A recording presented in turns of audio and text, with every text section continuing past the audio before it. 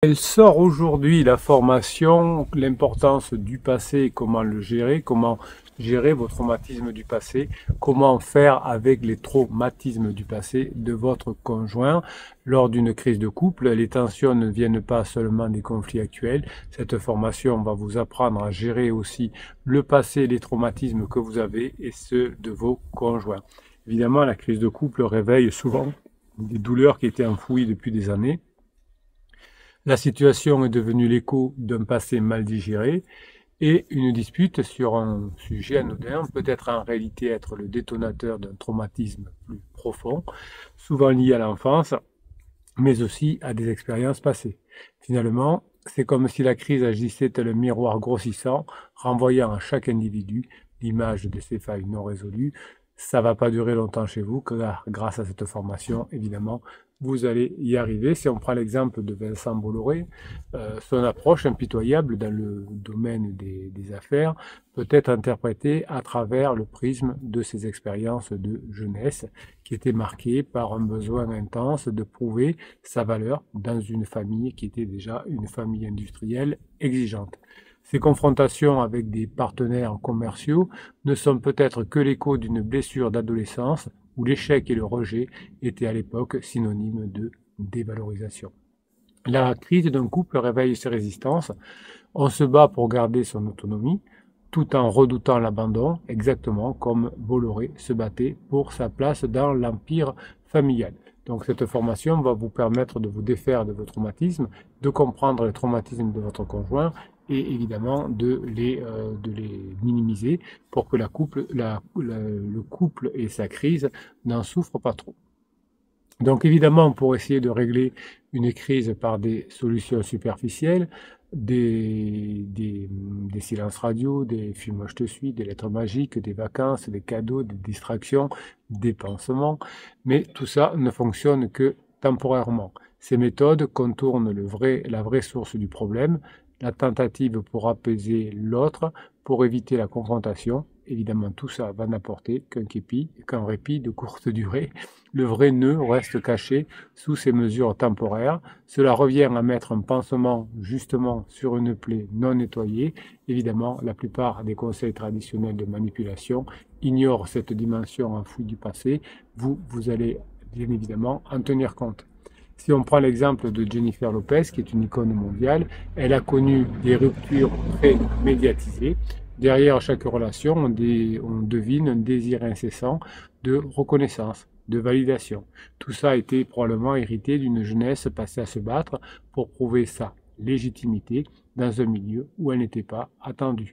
Ces crises de couple publiques illustrent bien comment les schémas du passé, la peur de ne pas être assez, de ne pas être aimé pour ce qu'elle est vraiment, vont interférer avec les relations présentes.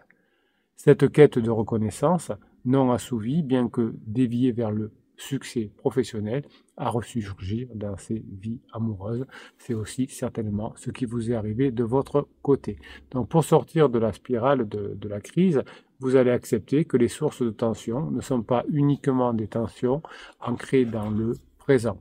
Vous allez pratiquer les exercices que vous avez dans cette formation, évidemment, et vous allez pouvoir finalement, en revisitant vos souvenirs, y trouver les motifs répétitifs qui influencent encore aujourd'hui votre comportement. Cette formation, d'ailleurs, est complémentaire avec la formation sur l'auto-coaching que vous aviez adoré. Donc le travail d'introspection, focalisé sur des émotions anciennes, permet de les identifier clairement. Une fois ce travail entamé, vous comprendrez comment vos réactions actuelles sont conditionnées par des blessures du passé non résolues. Et évidemment, vous n'aurez plus besoin d'en rendre votre conjoint responsable. Et comme vous allez aussi travailler sur les blessures de votre conjoint, en tout cas comment ne pas les raviver, votre conjoint ne vous rendra plus responsable de sa souffrance. On peut prendre l'exemple de Mathieu Kassovitz. Dans ses films, il explore souvent des personnages à la recherche de rédemption qui sont tentés par des démons personnels. Cette obsession, qui reflète en partie son propre parcours, est celui d'un réalisateur constamment en quête de sens, réinterprétant ses propres failles à travers son art, et dans ce cas-là, ces failles peuvent susciter une imagination créatrice. De la même manière, dans votre crise de couple, vos scènes, vos interactions deviennent du théâtre pour revisiter vos vieux scénarios intérieurs. C'est ce que vous allez apprendre à faire dans la formation. Travailler sur son passé pendant une crise, c'est réécrire ce script dans de bonnes conditions. Donc finalement, vous allez récupérer votre conjoint et passer en phase 4, mais vouloir sauver votre conjoint à tout prix peut être contre-productif, il faut bien avoir ça en tête. Effectivement, il est tentant, lorsque l'on voit que son conjoint est en crise, de vouloir le réparer, de vouloir le sauver, mais votre conjoint n'est pas votre enfant. Certes, c'est une réaction instinctive, certes, c'est nourri par l'idée que l'on doit être présent coûte que coûte, mais dans ce processus, il est facile de devenir intrusif, de vouloir forcer l'autre à se livrer, à guérir ses propres méthodes, et ça ne marche pas. Cette intrusion, même avec des bonnes intentions, crée une dynamique de contrôle qui étouffe l'autre et qui pourra être associée à de la manipulation. On veut que son conjoint, certes, avance à notre rythme, mais on a besoin en réalité de laisser son conjoint trouver son propre chemin. L'idée, c'est de l'accompagner sur ce chemin qui nous mène vers la phase 4. Frédéric Beigbeder, qui est un écrivain, un critique littéraire que vous connaissez certainement, a souvent écrit sur les déboires amoureux et les crises existentielles. Un thème récurrent dans ses œuvres, c'est celui de la liberté et surtout la difficulté de donner cette liberté à l'autre dans ses relations. Il raconte comment, dans ses relations passées, il a lui-même fait l'erreur de tenter de sauver ses partenaires de leurs propres démons pour finalement comprendre que chacun devait trouver son propre chemin et évidemment, lui aussi a fait des erreurs et a eu des séparations. La majorité des couples en crise cherchent à tout prix à faire parler l'autre. Vous voulez faire parler votre conjoint. On force des discussions, des aveux, des explications. Ce besoin de tout comprendre rapidement, de clarifier la situation, pousse souvent le conjoint en crise à se replier sur lui-même. On appelle cela une réponse au stress par la fuite. Le cerveau mis sous pression par l'insistance de l'autre active des mécanismes de défense, créant une barrière émotionnelle. Des approches classiques consistant à chercher des solutions rapides et immédiates à la souffrance de l'autre échouent, comme si vous cherchez vous aussi des solutions immédiates à votre crise en voulant la résoudre en 2 coups de cuillère à peau. Évidemment, vous devez respecter votre travail, évidemment, mais aussi la temporalité individuelle de votre conjoint. Tony Parker, après sa séparation très médiatisée avec Eva Longoria, a choisi de s'éloigner des projecteurs pour se retrouver. Beaucoup ont cherché à le faire parler, dans les médias notamment, à vouloir comprendre ce qui s'était passé, mais il avait pris la décision à l'époque de faire le travail seul et à son rythme. Il a souvent mentionné que cette période de solitude forcée l'avait aidé à reconstruire des fondations plus solides sans interférence extérieure. Donc vous allez laisser vos amis proches, vos parents, etc. hors du coup et vous allez vous faire juste aider par les formations et les pirates. Ce processus de guérison, loin des autres, est ce que de nombreux conjoints en crise recherchent instinctivement. Les pressions extérieures ne font que retarder cette reconstruction. Moins vous parlerez à votre famille, à vos amis des problèmes de couple, plus vite le couple se retrouvera. Donc l'innovation que vous allez apprendre à cette formation, c'est la capacité à offrir un espace de liberté à chacun pour que votre conjoint ait le temps de travailler indirectement sur ces traumatismes et pour que vous ayez le temps vous aussi de travailler sur les vôtres pour qu'une fois pour toutes, vous n'ayez plus ces traumatismes de l'enfance, comme la peur de l'injustice par exemple, et vous allez opter finalement pour un travail sur vous, en autonomie, en laissant des espaces de liberté à votre conjoint.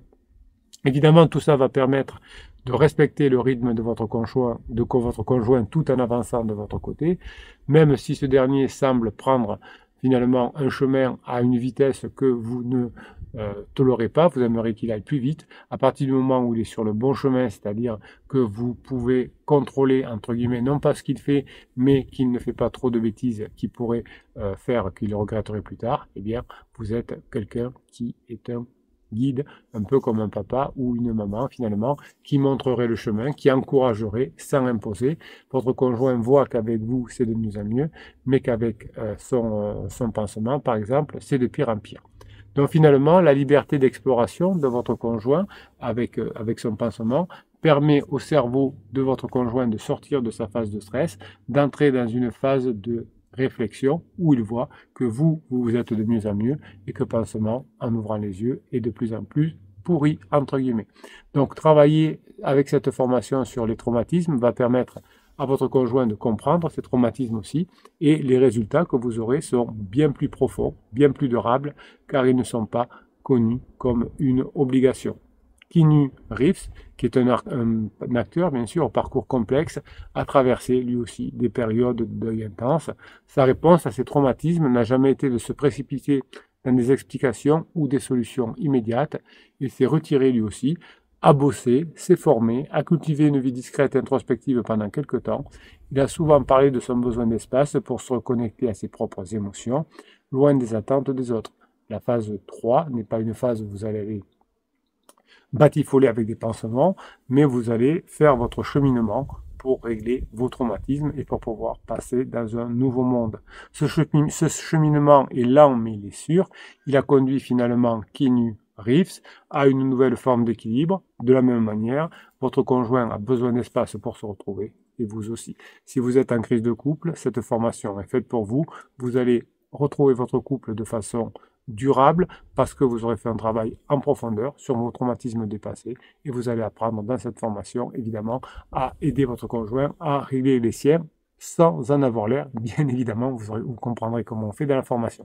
Si vous êtes sur YouTube en train de regarder cette vidéo, vous cliquez sur le afficher plus en descriptif de cette vidéo et vous pourrez aller directement sur le catalogue des 200 formations, 220 formations aujourd'hui, 230, je ne sais plus, et vous trouverez cette formation comment régler son passé et celui de son conjoint. Si vous êtes déjà sur la page d'explication de la formation, eh bien, il suffit de cliquer sur le lien « Oui, je le veux » et on se retrouve de l'autre côté sur la formation.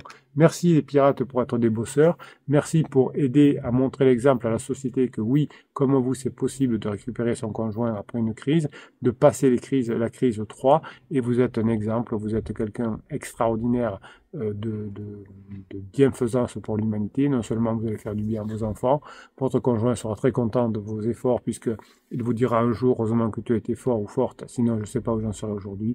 Évidemment, vous êtes un exemple pour la société. Mes pirates adorés, je vous kiffe, on se retrouve de l'autre côté de la formation. Bonne formation à vous et pensez bien à mettre en application tout ce que vous allez apprendre.